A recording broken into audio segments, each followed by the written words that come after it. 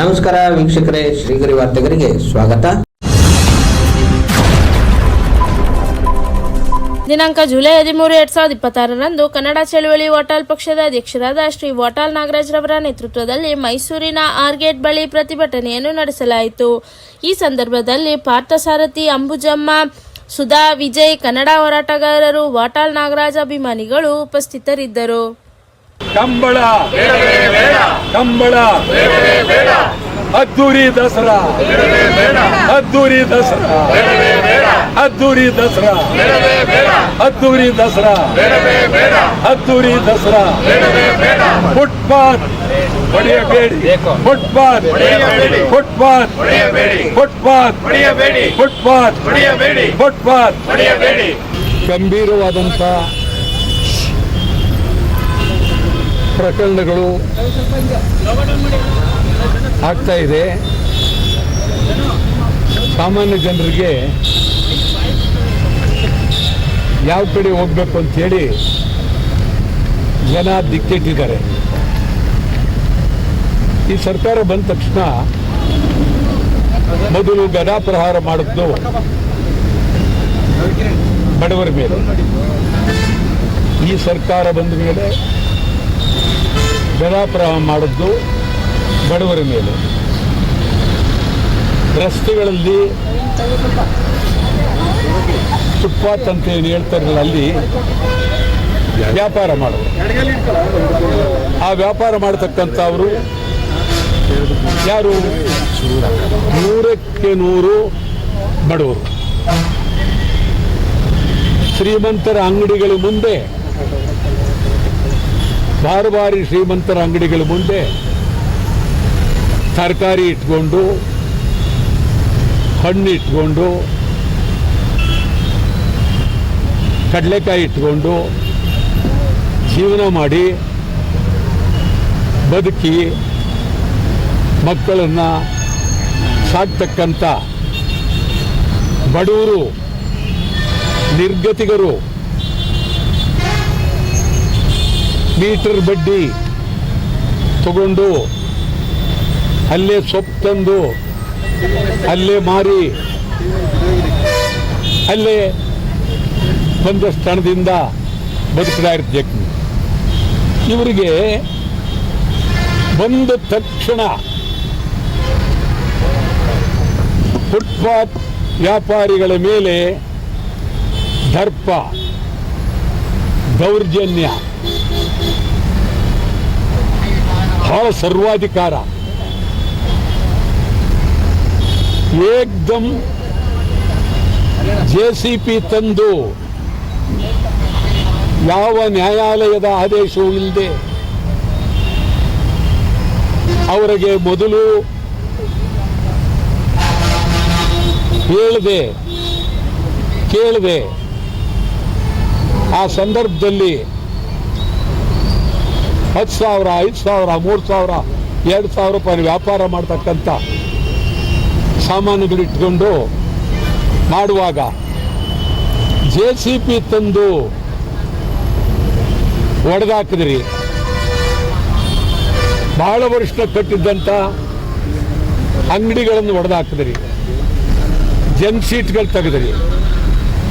ಮೈಸೂರಿನಲ್ಲಿ ಶುರು ಮಾಡಿದ್ದೀರಿ, ತುಮಕೂರು ಶುರು ಮಾಡಿದ್ದೀರಿ. ಇಡೀ ರಾಜ್ಯದಲ್ಲಿ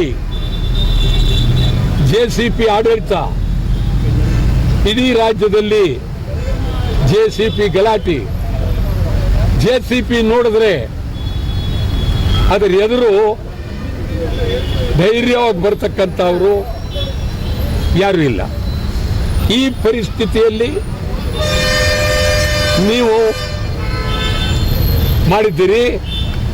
ನಿಮಗೆ ಕೆಲವು ಪಾದಚಾರಿಗಳು ಶಬಾಸ್ಕಿರಿ ಕೊಟ್ಟಿರ್ಬೋದು.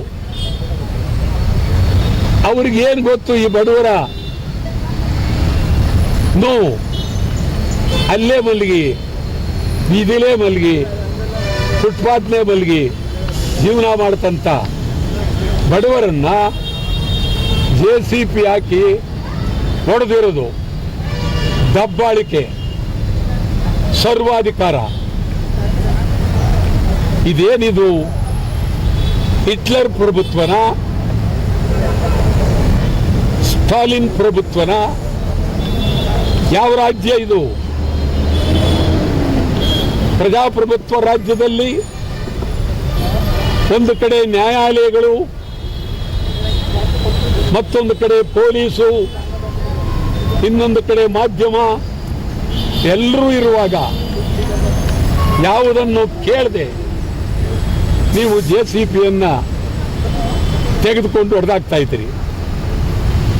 ನಿಜವಾಗ್ಲೂ ನಿಮಗೆ ಗೌರವ ಇದ್ರೆ, ಮಾನ ಮರ್ಯಾದೆ ಇದ್ರೆ, ರಿಯಲ್ ಎಸ್ಟೇಟ್ ಬೆಂಗಳೂರಿನ ಉದ್ದಗಲಕ್ಕೂ ನಡೀತಾ ಇದೆ. ಅಲ್ಲದೆ ಶ್ರೀಮಂತರು ಮನೆಗಳನ್ನು ಕಟ್ಟಿದ್ದಾರೆ ಬೆಂಗಳೂರಿನಲ್ಲಿ. ಯಾವ ಮನೆಯನ್ನು ಹೊಡಿಲಿಲ್ಲ, ಯದ್ವಾ ತದ್ವಾ ಕಟ್ಟಿದ್ದಾರೆ, ಹೊಡಿಲಿಲ್ಲ. ಯಾರ್ದಾರ ಒಬ್ಬರು ಶ್ರೀಮಂತರ ಮನೆಗೆ JCB ತಗೊಂಡೋಗಿದ್ದೀರಾ? ಇಲ್ಲ. MLAಗಳು ಒಬ್ಬ MLA ಮನೆಯನ್ನ ಹೊಡೆದಾಕ್ಲಿಲ್ಲ, ಒಬ್ಬ MP ಮನೆಯನ್ನ ಹೊಡೆದಾಕ್ಲಿಲ್ಲ, ಒಬ್ಬ ಮಂತ್ರಿ ಮನೆಯನ್ನ ಹೊಡೆದಾಕ್ಲಿಲ್ಲ, ಮುಖ್ಯಮಂತ್ರಿ ಮನೆಯನ್ನು ಹೊಡೆದಾಕ್ಲಿಲ್ಲ. ಸದಾಶಿವನಗರಲ್ಲಿರೋದು ಮುಖ್ಯಮಂತ್ರಿ ಮನೆ. ಅಳತೆ ಹಾಕಿ ಅಗಲವಾಗಿದೆಯಾ, ನಿಮಗೆ ಕರೆಕ್ಟ್ ಆಗಿದೆಯಾ, ಸರಿ ಇದೆಯಾ ಯೋಚನೆ ಮಾಡಿ. ಮಂತ್ರಿಗಳು ಇಡೀ ಸದಾಶಿವನಗರ ಶ್ರೀಮಂತರ ಕೂಟ, ಬೆಂಗಳೂರು ಎಲ್ಲೆಲ್ಲೂ ದಬ್ಬಾಳಿಕೆ. ಇದು ಅಕ್ಷಮ್ಯ ಅಪರಾಧ.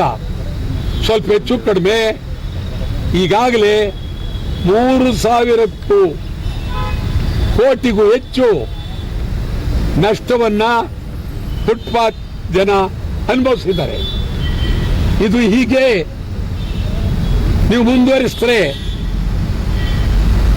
ಮಂತ್ರಿ ಹೇಳ್ತಾರೆ ನನಗೆ ಬಹಳ ಶಬಾಸ್ಕಿರಿ ಕೊಡ್ತಾರೆ ಅಂತ ಹೇಳಿ.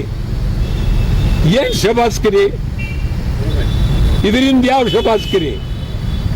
ಮೊದಲು ಬೆಂಗಳೂರಿನ ಕಸ ತೆಗೀರಿ ಮಂತ್ರಿಯವರೇ, ಬೆಂಗಳೂರಿನ ಕಸ ತೆಗೀರಿ ಫಸ್ಟ್. ನಿಮ್ಮ ಕೈಲಿ ಕಸ ತೆಗಿಯಕ್ಕಾಗಲ್ಲ, ಕಸ ಹೊಡೆಯೋಕ್ಕಾಗಲ್ಲ. ಅಧಿಕಾರಿಗಳು ಎದುರಿದ್ದಾರೆ, ಪೊಲೀಸ್ನವರು ಎದುರಿದ್ದಾರೆ.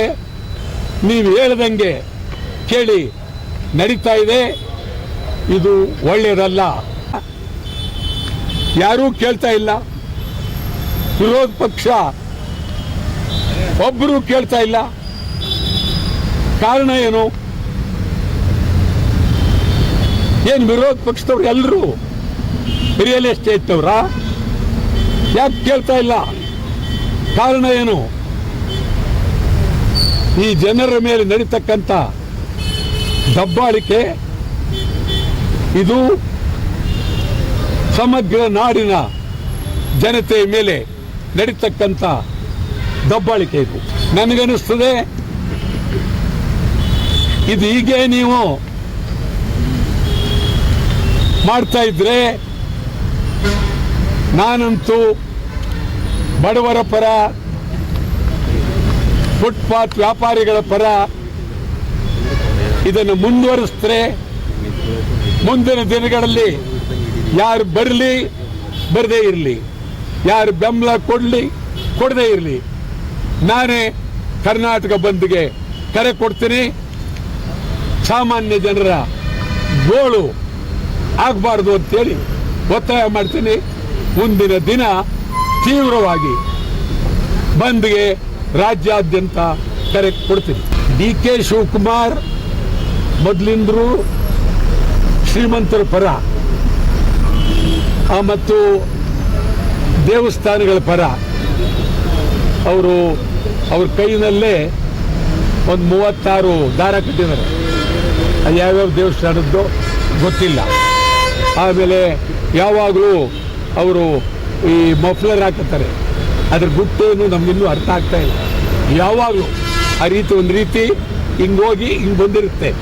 ಅದು ಅದೇ ರೀತಿ ಸೈಜ್ ಇರಬೇಕಾ ಅಥವಾ ಹಿಂಗೆ ಬರಬೇಕಾ, ಸ್ವಲ್ಪ ಮೇಲಕ್ಕೆ ಹೋಗ್ಬೇಕಾ, ತೂಕ ಎಷ್ಟಿರಬೇಕು, ಯಾವುದು ಮಫ್ಲರ್ ತೂಕ ಯಾರೋ ಹೇಳಿರ್ತಾರೆ, ಯಾರೋ ಒಬ್ಬರು ಶಾಸ್ತ್ರ ಹೇಳೋರು, ಅವರಿಗೆ ಬಹಳ ಜನ ಇವರು ಪಂಡಿತರುಗಳು, ಪುರೋಹಿತರುಗಳು, ಶಾಸ್ತ್ರ ಹೇಳುವರು ಬಹಳ ಜನ, ಅವರೆಲ್ಲರ ಮಾತನ್ನು ಅವರು ಕೇಳ್ತಾರೆ.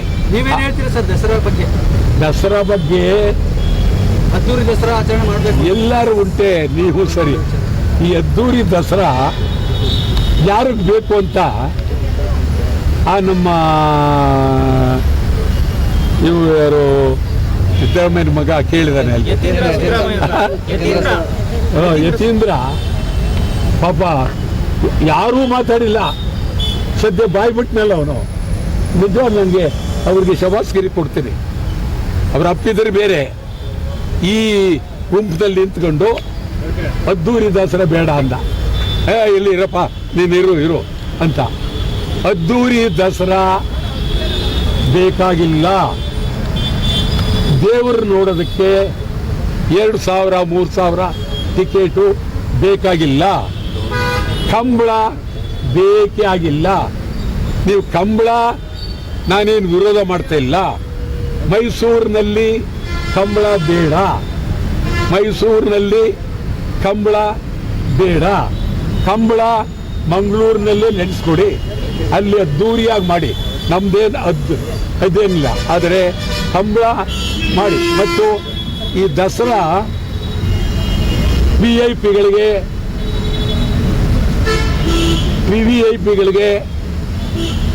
ಅವರುಗಳಿಗೆ ಮಾಡಬೇಕು, ಮುಖ್ಯಮಂತ್ರಿ ಮೆರವಣಿಗೆ ಆಗಬೇಕು, ಈ ರೀತಿಯಾದಂಥ ಭಾವನೆಗಳು ಬಂದಿದೆ. ಇದು ಒಳ್ಳೆಯದಲ್ಲ. ಸಾಮಾನ್ಯ ಜನ ಮಳೆನೇ ಇಲ್ಲ ಕೊರಗ್ತಾ ಇದ್ದಾರೆ, ಬೆಳೆ ಇಲ್ಲ ಕೊರಗ್ತಾ ಇದ್ದಾರೆ, ಬೆಳೆ ಸಾಲ ಕಟ್ಟಕ್ಕಾಗ್ತಾ ಇಲ್ಲ ಕೊರಗ್ತಾ ಇದ್ದಾರೆ, ರೈತರೆಲ್ಲ ಬೀದಿಗೆ ಬಿದ್ದಿದ್ದಾರೆ. ಬಹಳ ಕಣ್ಣೀರಿನ ಕತೆ ಇದು. ಕಣ್ಣೀರಿನ ದಸರಾ ಆಗುತ್ತೆ.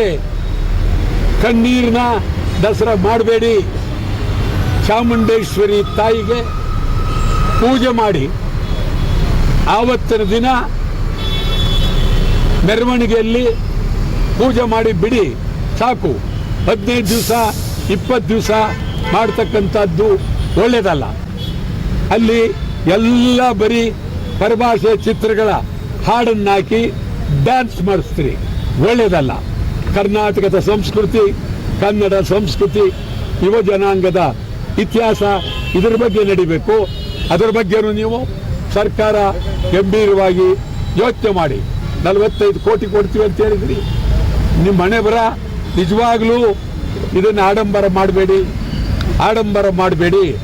ಆಡಂಬರ ದಸರಾ ನಾಡಿಗೆ ಒಳ್ಳೆಯದಲ್ಲ.